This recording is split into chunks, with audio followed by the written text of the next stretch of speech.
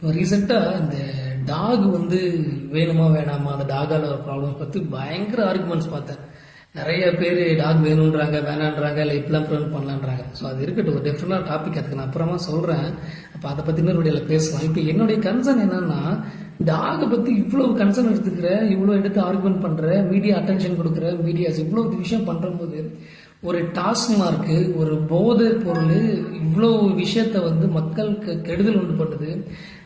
அதை குடிச்சிட்டு நிறைய தேவையில்லாத ப்ராப்ளம்ஸ் வருது.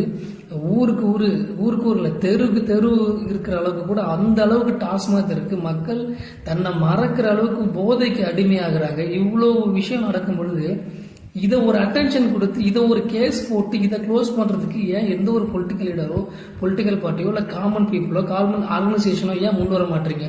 மனிதர்களுக்கு ஒரு பிரச்சனையை பத்தி ஏன் இந்த அளவுக்கு டீட்டெயிலா பேசாம நாய்க்கு மட்டும் பேசுறீங்க? எனக்கு புரியல. தெரிஞ்சா கமெண்ட் பண்ணுங்க.